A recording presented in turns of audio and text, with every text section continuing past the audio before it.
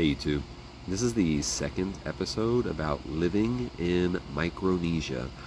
And so please remember that this and all of the content on this channel are being produced to raise attention and support for Miss Ashley Westeisen, whom I love so much, and is trapped in a Thai prison cell serving a life sentence that she was given at just 21 years of age. So please make sure you subscribe so that we can more quickly get her the attention that she deserves, so that she can find her freedom and not spend the rest of her life in such a miserable hellhole. And in fact, I am about to touch down in Chuuk, Micronesia, which is the exact opposite of a miserable hellhole. It is an absolute enchanted isle. I was now arriving through this volunteer program run out of Harvard from a program called World Teach, an NGO. And so now myself and 12 other volunteers were circling above Chuuk International Airport, about to touch down on this little runway in the middle of this kaleidoscopic landscape. Chuuk being inside the second or third largest lagoon in the world. Absolutely breathtakingly stunning views. And so we touch down. Everyone is so excited on the plane. It's not a lot of people out there, right? This is like the 7th leg of an island hopper flight that we've just managed to get to. So we've been traveling a long time, and the door opens up and it's just like an oven, a wet oven. The heat comes in and you are almost drenched from the time that happens. You are just like, it is something you have not experienced before. And so the stiflingness of that heat comes in, and you come out of the plane into that blazing sun, and very quickly you're in the terminal building of the little airport there. Very old-fashioned, very old school. And luckily for us, we had a woman there named Saffron, an American woman, who was basically our our volunteer leader, the group leader, and she was already waiting for us and had the vans ready. So when we arrived, we had all our baggage, then we could quickly get inside these 2 vans and start being taken to where we were going to be staying at before we started any work or anything. By this time, we just all wanted to go someplace and like eat and rest and shower and lie down, right? And so everyone's really excited though. Everyone's very talkative. I was in one of the vans with some of the girls and guys. There was more girls than guys, and the guys were very cool. Everyone was very nice and friendly. For this one, initially, everyone is just super excited. We've just touched down into this paradise. We're getting into these vans. Everyone's wondering, like, where's the school? Where are we going to live? Who's living with who? And so Saffron, our director, is just trying to chill everyone out, get us onto the van so that we can head out. And so we finally do, and we're leaving out of this airport with all these Chuukese people, like moving in and out, very like green, tropical, hot blue, super vibrant colored clothes that these people are wearing, but you know, very poor looking, very run down, dirty, dilapidated, right? This combination all hitting you at once in an instant. And so we pull out of the airport, which was at that time really the only good stretch of road leading up to the hospital, and started to take that route. And as we're going, the girls are looking and guys are looking, and we're noticing things. And so one of the things that did come up, and that's very relevant to know, that was about the bikinis. I forget exactly how it was come about, but Saffron told us that the dress code is very conservative, and that pretty much the women all wear these very colorful, very hot muumuus that she pointed out as we were driving up.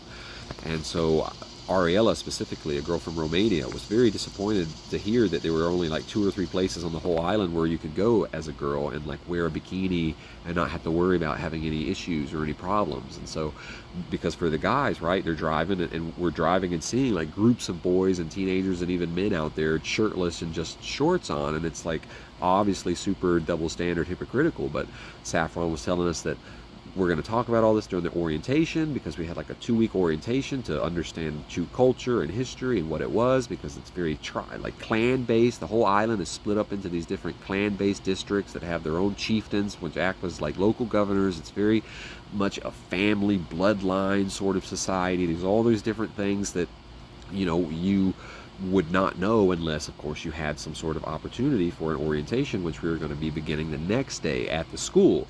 But of course we didn't know that yet, and so all we knew at that time was that there was apparently not a freedom for the girls to walk around in bikinis, which of course left them very disappointed, and you know, it wasn't something I was very excited about either. But nevertheless, eventually We made it up not long eventually. I mean, we're talking like 5 minutes. It's a small island. We make it up to the hospital, and then by the hospital is the high school, Chuuk High School, where a lot of us, including myself, were going to be teaching at.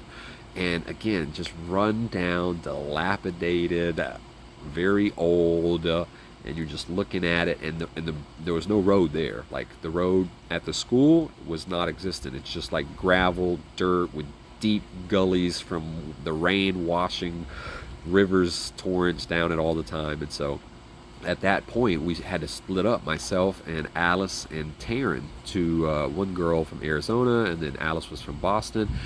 And we had to get into a 4x4 Jeep so that Saffron could take us to where we were going to be living at. Because the three of us were going to be living on the compound of Miss Rose and Mary Nakayama, who were the daughters of the first president of the Federated States of Micronesia. And so basically, when we started to try and go up this hill in this 4x4, Saffron couldn't even make it up.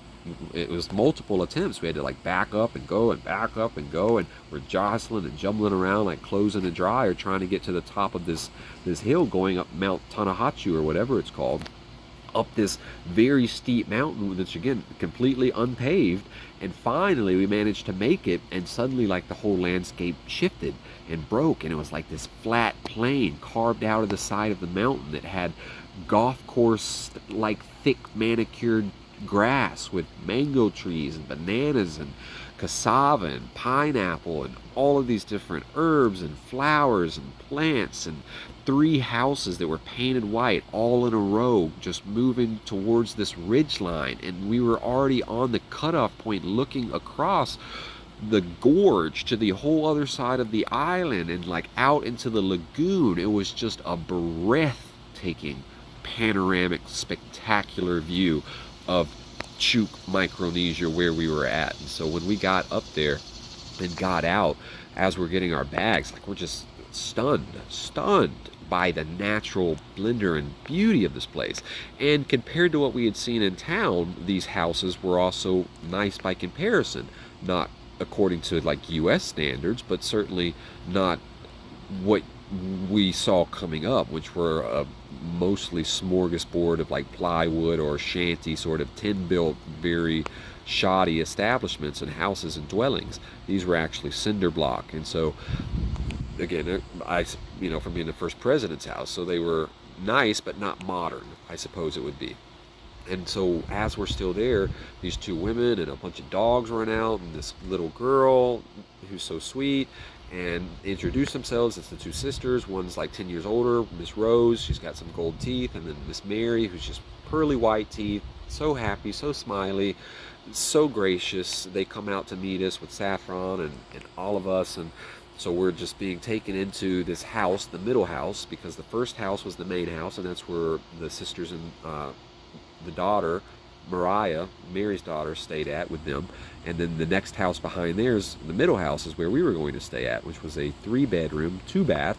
And because the girls didn't want to have to share a bathroom with a guy, then I got the master bedroom with like my own bathroom, which came in great hand later down the road, but we'll get to that at another time.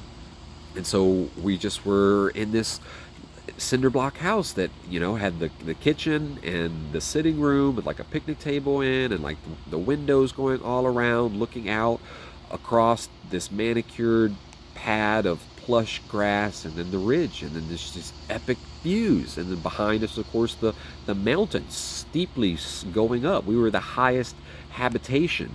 Everything else was beneath us. And so Miss Mary and Rose, they brought us some, it can't be traditional Chuukese because it was made with Spam, but some sort of local food that they had. And we proceeded to laugh and joke and talk there for 10 or 15 minutes as Saffron made sure we had everything that we needed, and told us what the itinerary was for tomorrow, as far as like meeting down at the high school, which was about a 10-minute walk from us. Like, we'd have to walk down the mountain, but then it was basically right down the road from there. Of course, everything's pretty close on Chuuk because it's a small island, but it was still nice to have work so close, because it meant that you didn't really have to worry about ever being late. unless it was a rain day, and then of course like the roads are torrents of water. So but anyway, we'll get through that and more. But that was pretty much it for the first day until Saffron left and Miss Mary and Rose, they left, and then it was just Taryn, Alice, and myself, and we were just blown away as we were walking outside and went to sit on the ledge of this overlook, this tropical, plush, flourishing bit of Knoll with the sun setting in front of us and just lighting the whole sky on fire. And it was just a really, really epic sort of place to be. You felt like you were really somewhere magical, and that's where we were. We were in Chuuk, Micronesia. And so I think that will be enough for this episode. Next time we'll start with the volunteering and like the orientation, learning about like all the stuff that makes Chuukese people Chuukese, some of the very strange and cool and just outlandish things that happen, and just life in general as we move forward with life in Micronesia, which again is being done to raise attention and support for the person I love so much in this whole planet, and you would love her too. She's such a magnificent human being, and she needs to come out of this miserable place that she's in that Thai prison cell. So if you haven't already, then please subscribe, share, get other people to subscribe and do the same, because it's just a numbers game from now. If you're willing and able, purchase a copy of The Shepherd as well, because once enough books are sold and enough YouTube subscribers are achieved, she will make it onto CNN and BBC and Al Jazeera, and then to freedom. It's just a numbers game from here on out. So please help me support the one that I love. She's really a wonderful person, and I will continue to make interesting niche content about cool remote places that are worth going and spending your time at if you can get there. Okay, so Bree Ashley, we'll see you next week.